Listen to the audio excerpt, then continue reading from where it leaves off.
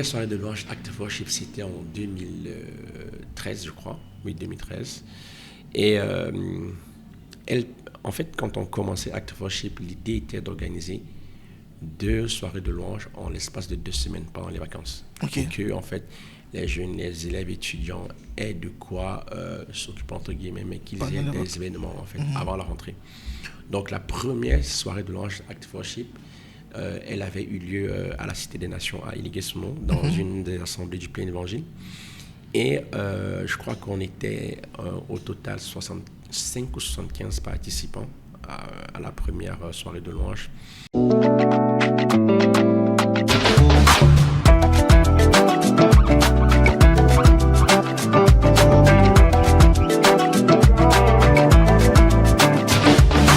Salut à tous, j'espère que vous allez bien. Bienvenue sur ma chaîne, moi c'est Monsieur Maël. Et vous savez déjà, nous sommes sur le podcast Le Gospel à des questions. Ici on parle principalement de musique gospel. Et pour cela, nous allons à la rencontre de ces acteurs-là qui participent au développement de la musique gospel en Afrique francophone et au Cameroun en particulier. Aujourd'hui, nous rencontrons un jeune pionnier de l'univers gospel au Cameroun. Si je vous dis Acts of Worship, vous pensez à qui? Je suis en compagnie de Samuel Mbalet. Bonsoir Samuel. Bonsoir Maël, bonsoir à tous ceux qui vont nous écouter. C'est un privilège et un plaisir d'être reçu dans cette émission, dans ce podcast. Oui. Merci. Sinon, comment tu vas? Assez bien, merci et toi. Ça va. Ça n'a pas été facile de planifier, de programmer. Mais bon, le Seigneur a fait grâce. Évidemment, c'est une idée qui trotte depuis plusieurs mois déjà. On Effectivement. n'a pas pu la concrétiser, mais bon, maintenant on peut le faire et voilà quoi, je suis là, allons-y. D'accord. Est-ce que tu peux te présenter pour ceux qui ne te connaissent pas? Je suis Mebale Samuel et je suis l'un des leaders de Act of Worship. Dans ma vie séculière, je suis consultant en gestion de projet et je suis marié, père de 2 enfants et je sers Dieu comme dans ma communauté comme missionnaire itinérant en Europe de l'Est. Ça fait quelques années déjà. C'est vrai que quand tu parles de Acts of Worship, ça me ravive de bons souvenirs. Est-ce que tu peux partager avec nous la vision, comment est-ce qu'elle est née, la vision de Acts of Worship?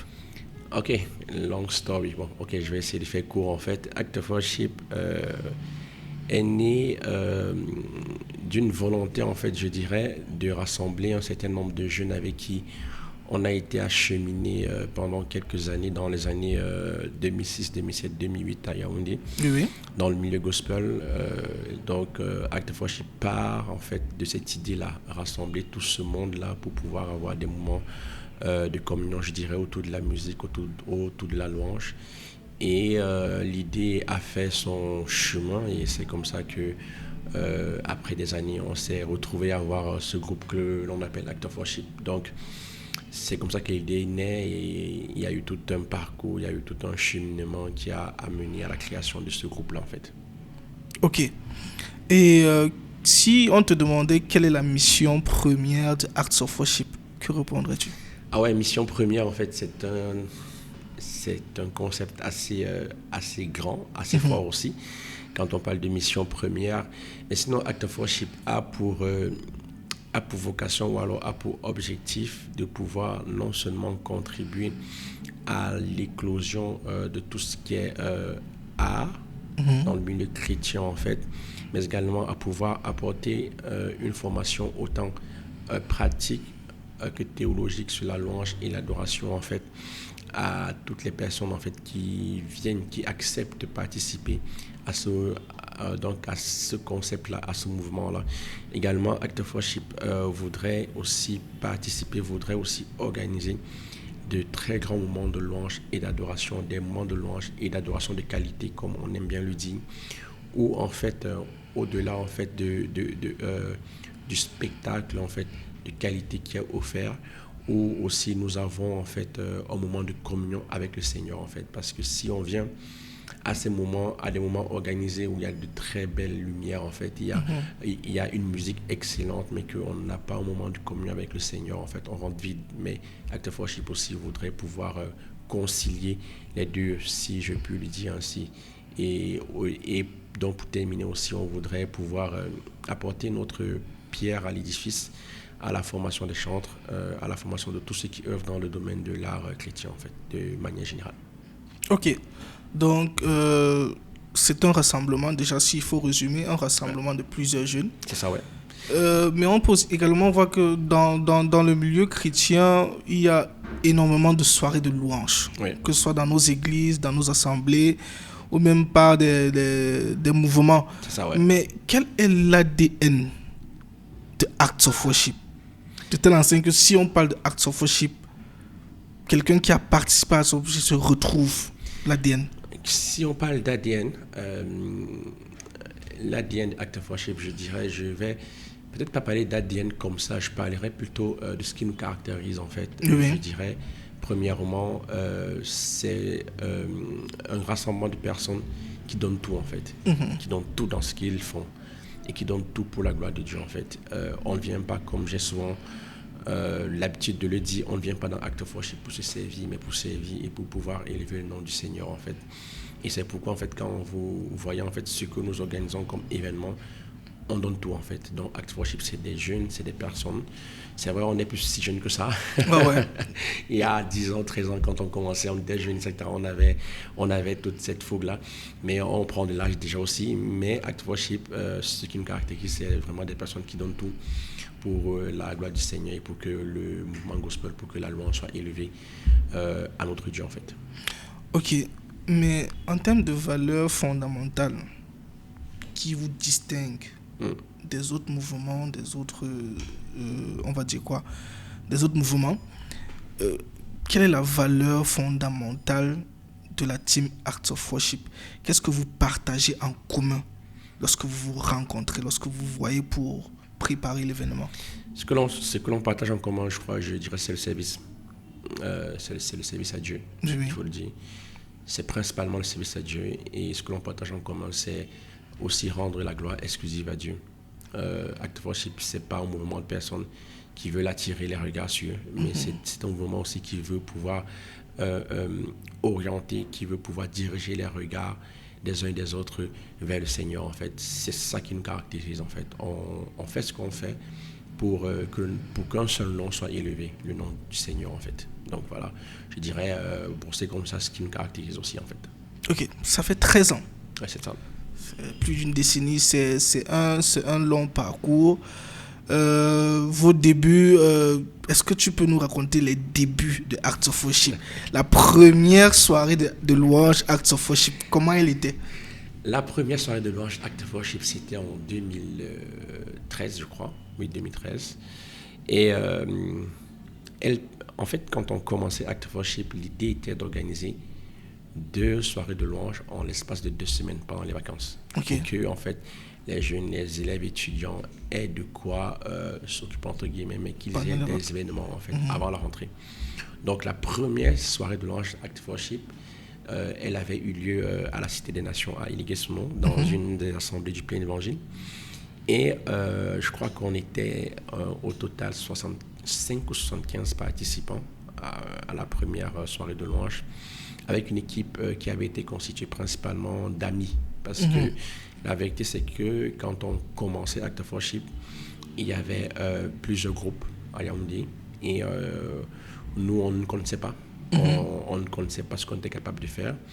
Et donc, les gens n'avaient pas confiance en nous. Il faut pouvoir le dire comme ça, parce qu'on est dans un système où il faudrait que tu fasses tes preuves pour qu'on te fasse confiance. Oui. Et on était des novices en fait. Et voilà, ce sont nos amis qu'on appelait pour venir commencer. La vision n'était pas assez claire, on leur a expliqué ce que l'on voulait faire. Et je crois que plusieurs se sont engagés parce qu'on était proches, parce qu'on était amis, pas forcément parce qu'ils croyaient en ce que l'on proposait, en ce que l'on pensait en fait. Et la première soirée, elle s'est très bien passée. C'était un moment particulier quand je revois encore les vidéos et les photos. On voit qu'il y a eu un chemin qui a été parcouru, on voit qu'il y a eu en fait des choses qui ont été faites lors de cette soirée. On avait bénéficié de la présence de plusieurs personnes, notamment le docteur Roche Tanque, qui était venu donner ce qu'on appelle une leçon inaugurale, où il avait partagé en fait sur la louange et l'adoration. Et on avait eu la participation à l'époque d'un groupe des jeunes de l'église du Père Évangile de Ouassi à Bastos, à Yaoundé, qui avait fait un mime, en fait, ils étaient présents. Et plusieurs autres personnes aussi étaient venues et nous avaient accompagnés, en fait, pendant cette soirée-là. Donc, c'est de très beaux souvenirs. Voilà, on est content, on dit merci à Dieu pour le chemin parcouru, en fait, quoi. Ok, c'est très intéressant. 2013, je pense que moi, je fais la connaissance de Acts of Worship en 2015, Ouais. lorsque je participe au camp national de louanges organisé par le GBEC. Vous étiez venu avec, je pense cette année-là, c'était Joseph Moussio, qui Je était crois. invité du côté de Fouda.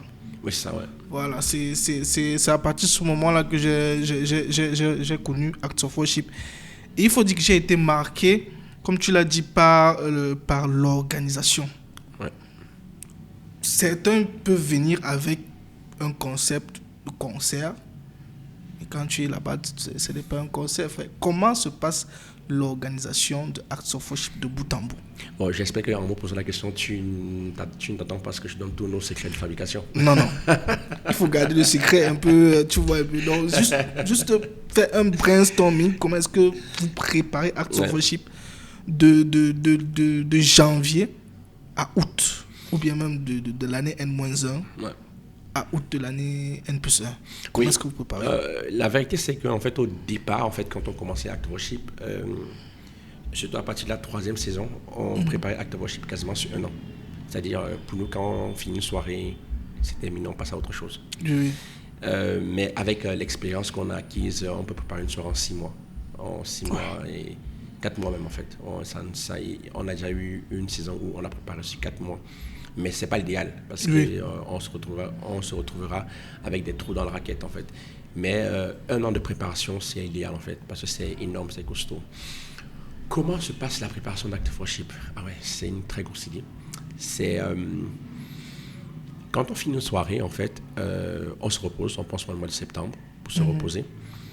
Et après, quand on commence à prier pour avoir la direction pour la saison qui va suivre, dès qu'on a la direction, on a déjà, en fait, là maintenant, on a déjà, en fait, des automatismes, en fait. On sait qu'il faut pouvoir booker la salle, il faut pouvoir booker la sonorisation, qui sont des points très, très importants. Effectivement. Quand tu bookes la salle, quand tu bookes la sonorisation. Maintenant, on a souvent, quand on le fait, on a déjà l'idée, en fait, de la personne que l'on veut inviter. Si on a un invité international. Et maintenant, à partir de la vision aussi qu'on a, parce qu'il faut dire que le leader de Acts of Worship prend le temps de pouvoir prier pour pouvoir avoir la direction. Quand on a la direction, là maintenant, on pense celui qui peut être l'invité, qui peut être le même, apporter en fait ce que l'on croit avoir reçu. Donc on prie et dès qu'on a un nom, en fait, on entre en contact avec la personne. On échange, on partage la vision. Déjà, si la personne ne nous connaît pas, on se présente, on présente ce qu'on fait. Et par la suite, voilà, c'est des négociations. Il faut maintenant, dès que le contrat est signé, il faut passer maintenant à tout ce qui est préparation, à la négociation des contrats avec les autres parties prenantes, avec les parties prenantes en termes de logistique, transport, logistique, hébergement. Il faut réserver, il faut payer déjà tout ce qui est billets d'avion. Voilà, c'est beaucoup de choses en même temps. Moi, je dis souvent, je l'ai dit en me présentant, je suis consultant en gestion de projet. J'ai appris la gestion de projet à Acts of Worship parce que une soirée de louange, Acts of Worship, c'est un projet. On gère un budget, on gère des ressources humaines, on gère en fait la communication, on gère en fait la qualité, on gère en fait des parties prenantes qui sont les différents prestataires. En fait, on gère plein de choses. Et Acts of Worship en lui-même, c'est un projet, en fait, une soirée de louange. Donc, c'est ça, en fait, c'est comme ça que ça se passe. On a des points réguliers avec toute l'équipe, l'équipe réduite, l'équipe CTO. Et avec les musiciens et avec toutes les personnes impliquées dans la communication, avec les hôtesses aussi d'un côté, les membres de la sécurité. C'est tous ces points-là qui font qu'on a un projet qui pèse quand même, en fait. Donc voilà. Ok. Tu as parlé tout à l'heure là des artistes ou des chantres qui sont généralement invités. Beaucoup dans le public, je le dis, parce que Avant d'être un acteur majeur de Acts of Worship, j'ai été dans le public. Beaucoup se posaient la question, comment est-ce que vous faites le choix de vos invités? Sur quelle base vous faites le choix de vos invités? Le choix de nos invités se fait principalement... je vais différencier un invité international qui vient et un invité national. Un invité international, généralement, l'idée, quand on prie, on a la direction, on cherche la personne qui peut porter cette direction, qui peut porter cette vision-là ou alors cette direction-là pour cette saison-là. Il y a 2 ans, par exemple, la direction, c'était pousser un cri de victoire. On cherche la personne qui peut nous aider, qui peut pousser ce cri de victoire. En fait, c'est comme ça que ça se passe. Et quand on a la direction, on cherche la personne en fait, et on entre en contact avec la personne, on échange, on discute. Et voilà quoi. C'est pourquoi je suis souvent très très embêté en fait quand je vois sur la page Facebook ou quand on dit, les gens disent on voudrait un tel cette année, on voudrait un tel cette année. Pourquoi vous ne pensez pas un tel? Ça ne marche pas comme ça. Effectivement. Ça ne marche pas comme ça. Il faut le dire, effectivement. Act of Worship, c'est pas une machine à produire, en fait, à inviter des artistes internationaux, à inviter un tel, celui qui chauffe maintenant, entre guillemets, celui qui est le plus en vue. Non, c'est pas ça. C'est pourquoi, en fait, on peut inviter une personne qui n'est du tout pas connue. On peut inviter une personne connue, ça dépend de la direction que l'on a, que l'on reçoit, en fait, quoi. Maintenant, pour les personnes, les artistes nationaux, depuis quelques années, depuis je crois 3 ans, on est en train d'expérimenter. Bon, on a expérimenté maintenant, c'est comme une tradition où on fait un plateau en fait avec trois artistes, 3 artistes ou 3 chantres en fait. Là, c'est un peu plus complexe parce que il faut pouvoir, quand tu mets 3 artistes sur un même plateau, il faut pouvoir faire jouer les différents rythmes musicaux dans lesquels les personnes sont plus à l'aise. Oui. Il faut pouvoir avoir des personnes qui peuvent matcher ensemble, qui peuvent faire un corps en fait. Et voilà quoi, c'est beaucoup de critères. Je me souviens en fait, on a invité 2 ou 3 personnes qui ont décliné l'invitation parce qu'en fait elles estimaient que le format qu'on leur présentait n'était pas idéal pour leur expression. Donc c'est une combinaison à mettre en place, à trouver. Il faudrait que la mayonnaise prenne, donc c'est beaucoup d'essais aussi en fait. Ça veut dire que c'est quand même lourd entre la location de la salle, la location de la sono, les billets d'avion, la restauration. Il faut noter que les 2 visionnaires, vous n'êtes, du moins la majeure partie de l'équipe, vous ne résidez pas au Cameroun. C'est ça, ouais. Comment vous financez tout ça? C'est pas une affaire de 700 000, hein? C'est pas une affaire qu'on loue une petite salle de 100, 150. C'est pas ça. Comment est-ce que vous faites pour financer? Il y a 2 ans, en fait, il y a une personne qui m'a contacté, on s'est retrouvés, et elle me dit la personne me dit, tu es mon ami, dis-moi comment est-ce que vous faites pour financer Act of Worship, en fait. Et j'ai toujours donné la même réponse. Et ça n'a pas changé depuis le début d'Act of Worship. Act of Worship, quand on parle d'Act of Worship, si on se limite à la soirée de louange, elle est financée à 90 à 95% uniquement par les membres de Act of Worship. Ok. Ça veut dire que quand moi, je prends mon salaire à la fin du mois, j'enlève la part de Act of Worship. Idem, plusieurs personnes le font en fait. Donc Act of Worship à 95%, 95% est financé exclusivement par les membres de Act of Worship. Mais on ne voit pas ça comme étant un financement, comme étant une dépense. On le voit plutôt comme étant un sacrifice. Vous savez, peut-être je ne l'ai pas dit plus haut, d'où vient le nom déjà Act of Worship. Quand on pensait à avoir un nom pour pouvoir pas se démarquer, mais pour pouvoir avoir une identité. Comment est-ce que le nom Act of Worship est venu? J'étais en train de prier et j'ai vu comme une image, les mages qui sont venus adorer Jésus ont apporté l'or, l'encens, la myrrhe et autres. Ils sont venus apporter ce qu'ils avaient de meilleur. Ils sont venus sacrifier, en fait. Ils sont venus offrir au Seigneur. Et Act of Worship veut être cette plateforme-là où on vient offrir ce qui nous coûte au Seigneur, en fait. Et c'est pourquoi quand on finance une soirée à hauteur de dizaines de millions, Pour nous, c'est pas... voilà, c'est un sacrifice qu'on a fait. On est venu offrir au Seigneur ce qu'on a de meilleur. Ce qu'on a de meilleur, c'est notre argent. Ce qu'on a de meilleur, c'est notre temps. Ce qu'on a de meilleur, c'est nos connaissances intellectuelles, c'est nos connaissances pratiques et autres. Et c'est ce qu'on vient offrir au Seigneur, en fait. Donc, Act of Worship, ça coûte, pour vous donner un ordre d'idée, il est impossible pour nous de faire une soirée de louange à moins de 12 millions. C'est 12 millions de francs CFA. C'est pas possible. C'est pas possible. Donc, vous voyez à peu près comme ça coûte. Et le budget, en fait, je n'inclus pas mon billet d'avion à moi, des autres qui viennent, etc. C'est uniquement ce qui entre directement dans la soirée de louange, location sous nous, etc., etc., etc. Donc, voilà à peu près ce que ça coûte. Et on est content d'offrir cela, en fait, au Seigneur. Et quand on voit les témoignages, quand on voit les gens contents, et on dit merci au Seigneur, en fait, quoi. Ouais, ça, c'est une action, ou c'est un truc pour lequel on doit rendre grâce. Parce que quand je vois 2015, on a commencé, c'était Redeem Church. Ensuite, on est allé à la Croix-Rouge. C'est ça, ouais. Où, je pense, durant plusieurs années, on a tenu des soirées de louanges. Et il y a de cela 2 ans, on est au Palais des Congrès. Ouais. C'est un long chemin. Beaucoup ne voient pas ça. Beaucoup peuvent se placer sur les réseaux, se plaindre en disant que... On est resté debout, on est resté debout, on n'a pas de place, etc. On n'a pas de place, mais ils ne voient pas le sacrifice énorme qu'il y a derrière. Bon, on ne voit pas ça comme sacrifice, on voit ça comme, voilà, c'est une offrande. Et voilà, c'est comme ça qu'on voit les choses, c'est comme ça qu'on le prend, quoi.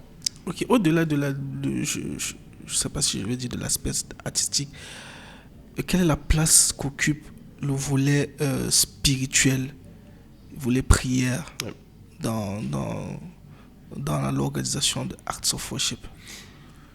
La prière et le jeûne sont partie prenante intégrante en fait de ce que nous faisons. Nous venons, David et moi, qui sont les leaders d'Act of Worship, nous venons d'une communauté où on nous a enseigné à jeûner, à prier. Et j'ai toujours été à le dire, en fait, tout ce qui n'est pas fait dans la prière n'est pas fait du tout. C'est-à-dire que si tu as un événement, si tu as un business, si tu as quelque chose et que tu ne pries pas pour cela, oublie en fait, tu es en train de t'amuser en fait. Donc, juste pour donner un petit exemple, avant la soirée de louange Act of Worship, généralement 2 mois avant, en fait, 2 mois avant la soirée de louange, on fait une chaîne de jeûne, de prière où chaque jour, 2 personnes minimum jeûnent et prient pour le programme. Et on se rencontre généralement les vendredis en ligne pour prier en fait.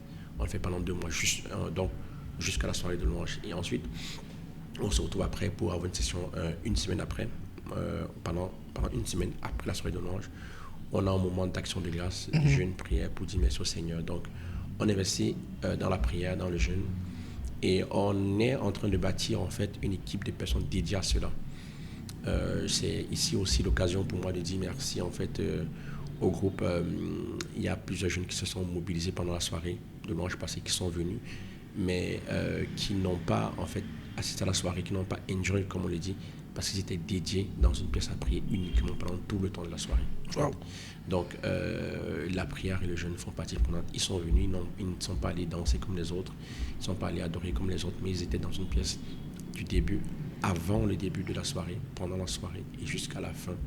Ils étaient consacrés uniquement à la prière, en fait, pour que le Seigneur prenne contrôle. Donc voilà un peu comment on organise cette jeûne, c'est de la prière, cette jeûne, c'est de la prière, cette jeûne, c'est de la prière. Bien sûr, en fait, par-dessus tout, on compte aussi sur la grâce du Seigneur, en fait, pour tout ce que l'on fait, quoi. Ok, mais est-ce que lors de l'organisation de ces différentes soirées, il faut lui dire que nous étions à la saison 12 en août dernier, est-ce que vous avez déjà 13, est-ce que vous avez déjà reçu des témoignages, vécu des choses vraiment relevantes? Oui, bien sûr. Bien sûr, en fait. Comment ça se vit? Parce que il faut le dire, c'est un grand rassemblement, et je ne crois pas que tous ceux qui viennent rentrent comme ils sont venus. Non, ils ne rentrent pas comme ils sont venus. Je crois qu'il y a une différence fondamentale entre tous ceux qui viennent sur Act of Worship. Il y a des gens qui viennent pour être au soirée de louange Act of Worship. Il y a des gens qui viennent pour passer du bon temps. il y a des gens qui viennent pour rencontrer Dieu. Il y a des gens qui viennent avec des attentes aussi. Il y a ce témoignage qui me vient à l'esprit d'un de mes amis, M. Thierry Moelleux, et je crois même que le témoignage est sur la page Act of Worship. Après qu'il se soit marié, son épouse et lui n'avaient pas... son épouse ne pouvait pas accoucher, elle ne pouvait pas enfanter. Ils avaient un problème de stérilité dans leur couple, en fait. Je le cite parce que en fait, c'est un témoignage public, en fait, il a toujours rendu. Je me souviens même, en fait, quand ils rendent son témoignage, ils ont fait des examens à Yaoundé, à Douala également. Et il était même venu à Paris, il était venu à la maison, il avait consulté un médecin, etc. Mais on leur avait dit KO, c'est mort, en fait, etc.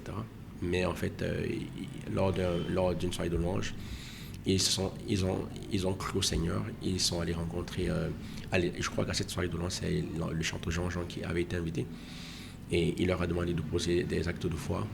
Oui, je me rappelle de cette soirée-là. Des actes de foi, où déjà pendant cette soirée, Jean-Jean avait partagé aussi le challenge qu'il avait eu par rapport à la conception, par rapport à l'enfant. Exactement. Après son mariage, ils ont cru, ils ont posé des actes de foi et aujourd'hui, ils ont 4 enfants. Donc, ils le partagent toujours. Et là, je ne cite pas en fait les témoignages que l'on reçoit des personnes guéries en fait de myome, des personnes guéries de plusieurs maladies, des personnes qui se voient être renouvelées dans leur engagement à Christ après les soirées de louange. Il y a tellement de témoignages que franchement, on n'en compte plus, mais on essaye depuis l'an passé à pouvoir répertorier en fait tous ces témoignages-là, de manière à pouvoir offrir au Seigneur en fait ce sacrifice de louange et d'action de grâce. Seigneur, merci, tu as fait ci, tu as fait ça en fait. Donc voilà un peu ce que je peux dire à propos. Bon les amis, vous venez là de regarder la première partie de ce programme. J'espère que vous vous êtes régalés. Surtout, n'hésitez pas à nous laisser vos différentes impressions en commentaire.